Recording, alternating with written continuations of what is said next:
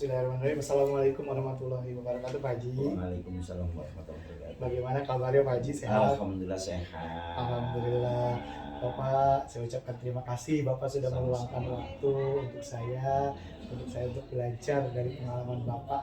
Ya, karena Bapak sudah sangat lama sekali menjadi kepala sekolah, pasti banyak hal yang bisa dipelajari oleh saya. Insya Allah. Nah, terutama dalam pengambilan sebuah keputusan. Iya. Pak Haji, kebetulan kita langsung saja, Pak Haji ya. Ya, siap. Mungkin tadi sebelum kita sudah berbincang ya mengenai tentang dilema etika dan juga bujukan moral. Dan langsung saja ada beberapa pertanyaan yang ingin saya tanyakan. Yang pertama, selama ini bagaimana cara Bapak dapat mengidentifikasi kasus-kasus yang merupakan dilema etika atau bujukan moral? Terima kasih Pak Ipul bahwa apa yang ditanyakan oleh Pak Ipul itu memang sering terjadi di sekolah-sekolah manapun berada, termasuk pengalaman Kasmianto sebagai kepala sekolah. Bahwa kasus-kasus yang merupakan dilema etika atau bujukan moral bagi Kasmianto, kasus atau masalah adalah sebagai nasihat. Kalau tahu latar belakang masalah dan tahu solusinya. Biasanya kami mengidentifikasi dulu masalahnya, latar belakang masalahnya. Setelah latar belakang masalahnya tahu, kita baca beberapa referensi yang kami miliki dan cari solusinya. Dan kami mempunyai prinsip, ini yang perlu diketahui. Prinsip kami selaku kepala sekolah adalah satu, kepala sekolah adalah pelaksana regulasi, pelaksana aturan. Apabila itu masih sesuai dengan aturan yang berlaku, maka lanjutkan. Tapi apabila etika atau bujukan moral itu melanggar daripada regulasi atau aturan, maka kami sampaikan ini aturannya yang benar seperti itu. Siap. Ya. Luar biasa Bapak tadi dikatakan bahwa Bapak pertama adalah memandang sebuah masalah adalah aset. Iya. Ya, sebuah masalah adalah aset, dan di situ Bapak mengumpulkan dulu informasinya, Iya. latar belakangnya seperti apa. Betul. Baru Bapak akan mencari solusinya. Iya. Dan yang paling menjadi pegangan dari Bapak yaitu adalah aturannya terlebih dahulu seperti apa. Betul. Siap. Terima kasih Bapak. Selanjutnya Bapak, bagaimana cara Bapak untuk menjalankan pengambilan keputusan di sekolah Bapak, terutama untuk kasus-kasus di mana ada dua kepentingan yang sama-sama benar atau sama-sama mengandung nilai yang baik? Ya.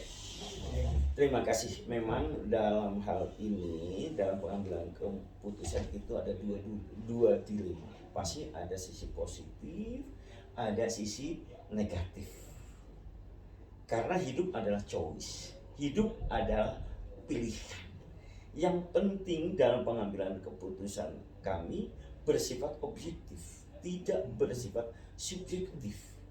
Kalau bersifat objektif, insya Allah ketenangan dan kenyamanan dalam mengambil keputusan itu dirasa damai, dirasa nyaman oleh kedua belah pihak. Terutama kepada teman-teman kami yang mengalami kasus, baik itu etika maupun moral, apabila cara menyampaikannya pas dan tepat, tidak memandang subjektivitas, tapi yang dipandang objektivitas, yakin yang kami rasakan adalah teman-teman damai dan mau melaksanakan sesuai dengan regulasinya. Siap, ya. Jadi pada intinya Bapak telah mengambil keputusan itu berusaha untuk semaksimal mungkin objektif dalam menilainya. Ya. Betul. Siap, terima kasih Bapak. Nah, sekarang Bapak, langkah-langkahnya atau prosedurnya seperti apa biasanya Bapak nih untuk mengambil suatu keputusan di ujungnya? Iya, oke, terima kasih. Ada dua opsi di sekolahan, ada siswa, ada guru. Kalau langkah-langkah untuk guru, kami menggunakan by data, by name, by address. Bisa kita lihat khusus untuk kedatangan guru. Kami yang datang tepat waktu pasti ada datanya. Yang datang terlambat 5 menit juga ada. Yang datang terlambat 10 menit ada. Menggunakan apa? Data-data itu datanya ada dua. Ada data di piket, itu real, dan ada data di kelas, yaitu yang disebut dengan agenda kelas. Kalau di data piket misalkan datanya tepat, di kelas datanya terlambat, pasti di data itu akan muncul, akan berita. Data itu akan kami evaluasi per minggu sekali, yaitu dengan etos kerja. Ya. Sehingga dalam menyampaikan kami insya Allah ya, yang selama ini kami sampaikan, yang tadinya si A atau si B, maaf ditegur dengan lisan sebagainya nggak mempan, tapi ditegur dengan data itu luar biasa. Yaitu langkah-langkah yang pertama kami kumpulkan data dulu. Setelah kita data, kita dengan tim, misalkan kalau kesiswaan ada berhubungan dengan wakil kesiswaan, kalau guru berhubungan dengan bidangnya yaitu kurikulum. Kurikulum selalu merekam, mendata, kemudian membuatkan suatu presentasi. Itu data-data itu yang prosedurnya. Setelah itu bagi misalkan jumlah guru kami atau GTK kami ada 50, kita ranking dari nomor 1 sampai dengan 50. Atau biasanya saya ambil adalah orang yang tingkat kehadirannya di bawah 90%. Nanti pasti akan diurutkan lagi. Nah, tapi saya sajikan kepada beliau khusus untuk guru adalah ini data benar atau salah. Ini prosedur yang kami ya. Setelah tindak preventif, yang pertama kali kita ngobrol, yang kedua kali kasih SP 1, yang ketiga kali SP 2 dan seterusnya. Jadi alhamdulillah yang saya rasakan selama kurang lebih 14 tahun jadi kepala sekolah, rasanya damai. Itu yang berhubungan dengan GTK. Nah, yang kedua yang berhubungan dengan siswa juga sama. Siswa kami menggunakan sistem dari piket memberikan kartu kendali siswa yang berhak memberikan kartu kendali siswa ada semua stakeholder yang ada di sekolahan, terutama GTK-nya, guru dan tenaga pendidik. Kemudian dari situ apabila siswa melanggar maka diberikan kartu tilang atau kartu kendali. Kartu kendali ditandatangani oleh siswa, ditanda oleh yang bersangkutan, kemudian kembali kepada piket, dari piket langsung ke BP. Dari BP kemudian di sana di BP itu kami gunakan rekam medik, itu rekaman jejak peserta didik. Kalau di puskesmas itu rekam medis, kalau di SMB saya namanya rekam medik, rekaman jejak peserta didik. Itu prosedur yang langkah-langkah yang kita ingatkan gitu aja. Terima kasih Bapak, berarti Bapak sudah menyiapkan dulu ya Pak ya untuk sarana prasarananya kan seperti itu. Terus nanti dari sarana prasarana tadi kan seperti kartu kendali dan yang lainnya. Betul, terus untuk apa namanya prosedurnya juga langkah-langkahnya teknisnya pun sudah disiapkan. Sehingga tahu siapa yang akan mengelola kesiswaan, siapa yang mengelola GTK-nya. Dan dari data tersebut, misalnya Bapak meminta guru tersebut atau orang siswa tersebut untuk merefleksi dari catatan tersebut. Betul. Jadi by data ya. Iya, by data, by address ya, betul. Tidak perlu dengan teguran, tetapi dengan tunjukin data betul atau tidak. Iya. Sehingga yang bersangkutan bisa merefleksi dirinya pribadi. Betul, Ya, betul.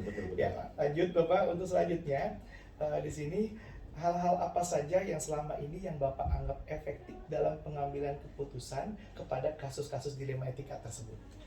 Yang paling efektif tadi yang saya rasakan karena dalam by data, by name, by address dengan data yang objektif dan valid itu sangat efektif. Baik itu menyangkut masalah etika, masalah moral, karena sekarang di zaman now ini kadang-kadang masalah moral. Ini terjadi baik itu oleh peserta didik maupun oleh GTK, guru dan tenaga pendidikan. Karena guru juga manusia biasa, kadang-kadang juga melanggar etika. Tapi apabila kami tunjukkan datanya, ya itu yang kami anggap efektif. Sehingga tidak menyakiti hati antara satu dengan yang lain. Itu aja betul. Yang paling penting adalah satu adalah data ya dulu. Iya, data dulu, data yang objektif. Sekarang Pak, yang menjadi tantangan biasanya yang jadi tantangan dalam proses pengambilan keputusan itu apa? Kalau tadi kan data membuat Bapak menjadi lebih mudah. Iya. Nah sekarang apa sih tantangannya ketika Bapak mengambil keputusan? Nih, biasanya tantangan kami karena sekolah adalah suatu organisasi, sistem. Tantangan kami untuk sama-sama mencapai visi itu yang sangat sulit.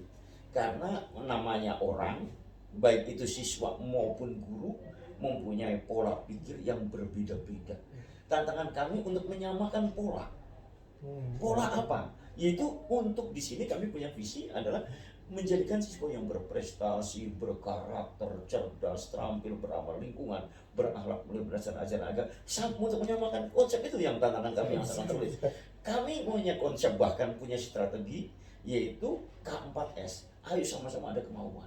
Rata-rata tantangan kami pada waktu rapat mau nggak mau, tapi hatinya nggak mau. Ini yang sangat Dari mulut ya sampai ke hati gitu. Ini tantangan kami adalah mau itu rata-rata ya, baru di mulut, baru di tulisan. Yang harapan kami tantangan maunya ada di hati.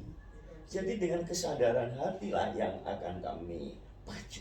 Tapi itu memang penyakit dari zaman dulu, zaman jahiliyah. Setan akan menggoda, kan gitu aja. Itu tantangannya adalah menyamakan konsep memajukan pendidikan ini, yang kadang-kadang ada yang mau, ada yang setengah mau. Nah, yang bahaya ada yang tidak mau. Siap. Itu. Terima kasih Bapak. Ya. Nah, mungkin berlanjut ke pertanyaan selanjutnya. Iya. Apakah Bapak memiliki sebuah jadwal tertentu dalam menyelesaikan kasus-kasus di Rema Etika, atau misalnya Bapak menyelesaikan di tempat, atau misalnya Bapak mempunyai waktu-waktu yang memang Bapak sediakan itu untuk menyelesaikan masalah itu di hari ini saja? Itu seperti itu, Pak. Ya, terima kasih. Kami SMP 5 itu insya Allah berbeda dengan SMP yang lain. Kami punya konsep, konsep berpikir kami dan semua tim kami. Konsep kami selalu ratas itu namanya. Ratas itu apa? Rapat terbatas, 1 minggu sekali. Yang dihadiri oleh para menteri. Menteri Keuangan, Menteri Pendidikan yaitu kurikulum, Menteri Pemuda dan Olahraganya adalah kesiswaan, dan Menteri Humas dan PUPR-nya ada Humas Sarana. Kelima menteri itu selalu 1 minggu sekali atau maksimal 2 minggu sekali kita ratas. Masalah apa? Problem-problem yang ada. Nah, apabila di dalam meratas itu ditemukan ada indikasi-indikasi masalah yang agak berat, maka kita verifikasi. Contoh GTK adalah divisi kurikulum. Dia menyampaikan nih Pak Kasmianto permasalahan ini. Maka tim GTK itu yaitu kurikulum dan tim kurikulum kami ada 4, yaitu koordinator kurikulum dan wakil kurikulum dibantu oleh kurikulum di kelas 7, kelas 8 dan kelas 9. Masing-masing divisi ini mempunyai tanggung jawab melaporkan. Itu caranya. Khusus untuk kesiswaan juga sama. Menteri Kesiswaan yaitu yang di bawah naungan oleh Bu Neng, dia punya timnya ada 10 melaporkan permasalahan-permasalahan yang dihadapi. Permasalahan itu disampaikan oleh kami, kemudian kita evaluasi bagaimana cara menyelesaikan masalahnya. Oh, ternyata ada yang harus hari ini diselesaikan. Biasanya saya mempunyai konsep, maaf mungkin berbeda dengan yang lain, saya selalu jemput bola. Oh, masa di langsung. Maaf aja kalau ada masalah di mana, bahkan mungkin bisa dilihat bisa balik, saya selalu ke ruang. Saya setiap hari keliling, keliling itu ke kelas, saya ngontrol doang. Apabila guru nggak masuk, biasanya saya masuk duluan. Ini kemudian yang berhubungan dengan Humas Sarana juga sama. Humas Sarana, bagaimana PUPR sarananya? Adalah kendala apa? Apabila ada kendala yang berhubungan dengan sarana, segera atasi oleh masing-masing menteri PUPR, yaitu Humas dan Sarana. Kalau nggak punya uang, sekarang uang. Sekarang sistemnya kan Sipra, kaspon dulu ke toko. Nah, kemudian yang berhubungan dengan kesiswaan juga sama. Mana? Bahkan kami dalam hal ini mengambil satu langkah kebijakan, terutama anak-anak, terutama di jam pelajaran. Alhamdulillah di SMP Negeri 5 Cikarsa udah terbakar semuanya. Udah keliling.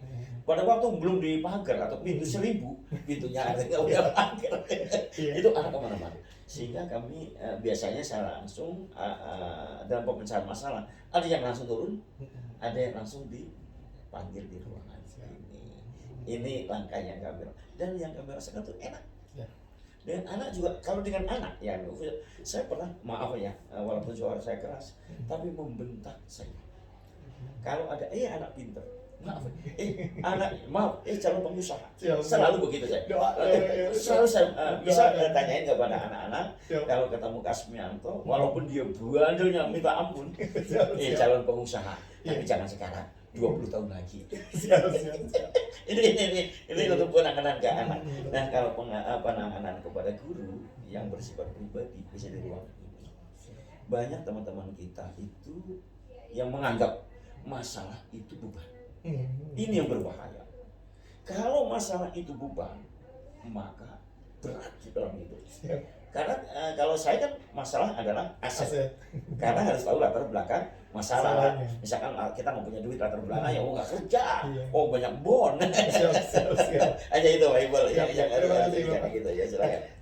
Selanjutnya Pak, dalam menghadapi atau mengambil keputusan, Iya. Bapak misalnya ada atau tidak seseorang atau faktor-faktor apa yang selama ini yang mempermudah Bapak untuk membantu keputusan Bapak tersebut? Faktor yang paling mudah itu data. Itu by data tadi. Siap. Kami pun mau dalam menyelesaikan masalah kepada anak, kepada guru, kepada data. Data. Siap. Karena itu data itu setelah data kami cross datanya begini. Siap. Nah, kalau dari data itu yang mempermudah saya dalam mengambil suatu keputusan atau kesimpulan dalam ini data itu. Oh, datanya ini, latar belakangnya apa sih? Masalahnya apa sih? Kadang-kadang saya kembalikan lagi, bisa menyelesaikan masalah enggak? Berarti kalau tidak bisa menyelesaikan masalah, kami berikan solusinya. Solusinya yaitu K4S. Ada kemauan enggak? Ada komunikasi enggak? Ada koordinasi enggak? Komitmen enggak? Dan silaturahmi. Kami punya konsep lagi, Pak Ibu, dan saya praktekkan, yaitu yang disebut bagaimana sih meningkatkan kinerja. Bukan K4S, tapi IKABI. IKABI. 5 huruf. Siap. I-nya integritas. Integritas. Merasa memiliki diri kita. Kadang-kadang banyak orang yang tidak sayang kepada dirinya. Diri sendiri aja nggak sayang. Yang pertama itu integritas, sayang kepada diri sendiri, sayang kepada sekolahannya sendiri, sayang kepada rumahnya sendiri, sayang kepada mobilnya sendiri. Kalau udah sayang atau cinta, yakin akan dirawat. Yang kedua adalah K, kan IK. Iya. K itu apa? Kolaborasi. Kita bekerja sendiri nggak bisa, kepala sekolah nggak bisa. Maka perlunya suatu kerjasama, kolaborasi. Siap. Dari OB-nya, dari TU-nya, dari gurunya, semuanya dari siswa bekerja sama, bahkan dari orang tua siswanya. Kami di sini orang tua siswa sangat hebat, maaf ya, bisa saya panggil. Berikutnya adalah setelah integritas, merasa memiliki diri sendiri, sayang kepada diri sendiri, kolaborasinya, kerjasama sudah oke. Berikutnya A itu apa? Akuntabilitas. Akuntabilitas itu apa? Kita melangkah bisa terukur. Jangan sampai, maaf ya, guru datang pagi-pagi, saya duduk aja. Nah, akuntabilitasnya di mana? Artinya nilainya di mana? Bisa dipertanggungjawabkan. Berikutnya adalah IK, ya udah 3 huruf. IKA, IK kan. B-nya adalah berkeadilan. Mau yang dekat, mau yang jauh, kalau masuk di jam 7 adil kan? Ya orang kaya, orang miskin tetap belajar sama. Maka berikan adilan. Saya dalam memperlakukan semua guru, semua murid tidak pilih kasih, berkeadilan sama. Bahkan di sini air gratis. Silahkan yang kaya, yang miskin boleh ambil. Siswanya boleh. Berikutnya I, kan? IKABI. I-nya apa? Inovasi. Setiap hidup pasti ada masalah. Masalah bagaimana cara menyampaikan pelajaran, cara mengatasi anak, cara supaya manajemen bos yang benar, pasti ada masalah. Bohong kalau orang hidup nggak punya masalah. Tapi saya punya konsep, selesaikanlah masalah tanpa masalah. Terima kasih Pak Haji. Nah, dari kesimpulan ini mungkin Pak Haji bisa menyimpulkan, ya Bapak bisa menyimpulkan apa sih hikmah yang Bapak petik selama mengambil keputusan selama ini, dirangkum pada intinya seperti apa? Setelah saya analisa beberapa hal, hidup ini, kepala sekolah ini harus merdeka Pak Ibu. Jangan terjajah. Kalau rata-rata banyak kepala sekolah terjajah, rata-rata maaf ya, terjajah secara eksternal dari luar maupun secara internal dari dalam. Dari luar maaf ya, ada LSM, ada media, ada wartawan atau ada siapapun orangnya, maka cara mengatasinya kasih begini, nomor HP Kasmianto di pintu-pintu ada, kami terbuka mereka. Kemudian dari dalam itu siapa? Dari dalam adalah maaf tanda kutip GTK-nya, gurunya, TU-nya, siswanya, kan gitu. Supaya kepala sekolah tidak terjajah dari dalam dari luar, maka kuasai yang disebut dengan peraturan, yang disebut dengan regulasi. Kuasai dulu. Maaf, di SMP 5 pernah terjadi, maaf ya, pada waktu saya datang pertama kali tahun 2020, saya pindahan dari SMP 1. Maaf tanda kutip, SMP 5 itu terjajah, yaitu oleh tanda kutip, nggak usah sebutkan nama, oleh pengurus Dapodik. Dapodik itu anggapannya kata dia, hanya dia yang tahu, orang lain nggak boleh buka, kepala sekolah buka. Langkah pemecahannya bagaimana saya kuliahkan dulu 2 orang dari SMP ini yang mau. Di mana kuliahnya? Saya bayar. Ya, kuliahnya di Pak Cito. Pak Cito adalah Dapodik SMP 1 Cikarang Selatan. Ini tanya Pak Cito. Akhirnya setelah dia lulus, karena kami punya Dikduk. Dikduk itu apa? Pendidikan baru duduk. Siap. Tapi nggak ngasih tahu yang mau diganti, ngasih tahu dong. Nanti dia tersinggung. Udah setelah lulus, mohon maaf ya. Iya betul. Itu etika yang saya jalankan. Siap. Nah sekarang alhamdulillah Dapodik SMP 5, maaf ya, nyaman. Guru-gurunya nyaman. Wah tadi ya kelimpungan semua. Yang kedua adalah khusus untuk kepala sekolah. Karena motor sekolah itu walaupun bagaimana di keuangan, yaitu yang disebut dengan OPS Dapodik tadi, ada lagi adalah OPS BOS dan APBD. Kepala sekolah semua saya dulu. Kalau nggak nguasai dulu, yakin dikandalin sama OPS. Saya kuasai dulu, itu Baik. Nah itulah yang membuat Kasmianto nyaman. Apabila ada kritik dan saran, maaf kepada semua guru yang ada di sini, kami mungkin tahu gaya Kasmianto ya. Saya nggak mau formal-formalan. Ayo ada masalah apa jangan takut memberikan suatu informasi kepada Kasmianto. Dan wartawan silahkan mau datang mau koreksi, memang Kasmianto kotor, Kasmianto nggak bisa misalkan, tapi tolong salahnya di mana. Tapi kadang-kadang ya maaf aja bisa menyalahkan tapi tidak tahu yang betulnya seperti apa. Nah inilah yang membuat Kasmianto nyaman. Karena kami tadi konsep Kasmianto adalah pelaksana regulasi. Yang kedua Pak Ibu, Kasmianto di sini sebagai pelayan masyarakat, pelayan bapak dan ibu guru, pelayan siswa, pelayan orang tua. Namanya pelayan ya maaf, modalnya senyum. Perlu saya bantu Pak? Terakhir adalah pemersatu NKRI harga mati. Ini konsep Kasmianto. Bagaimana caranya supaya NKRI harga mati bersatu di SMP Negeri 5 Cikarang Selatan? Maaf, pertama perlu dulu. Karena sumber masalah ada di maka tidak heran SMP 5 Cikarang Selatan air minum ada, gula kopi standby. Terus yang berikutnya apa lagi? Makan setiap hari. Dari mana uang? Apakah dari uang bos? Enggak. Apakah dari uang APBD? Enggak. Dari mana Pak Kasmianto? Saya punya BUMS. Apa BUMS? Badan Usaha Milik Sekolah. Siap. Koperasi termasuk BUMS itu. Koperasi juga ada. Kami koperasi ada, BUMS ada. BUMS yang bisa menjadi ladang kita, sumber kita adalah kantin. Kantin kita itu tiap hari satu kantin 10.000, ada 10 kantin udah 100.000. Ditambah kali 1, 2, 3, yang 3 itu 20. Berarti udah 60 tambah 100 berapa? 100 untuk makan. Kalau lebih pun, ayo tuh jalan-jalan. Silakan yang ngelola siapa? Bukan kepala sekolah, tapi badan usaha milik sekolah. ada alumni yang ngasih, saya terima. Siap, siap.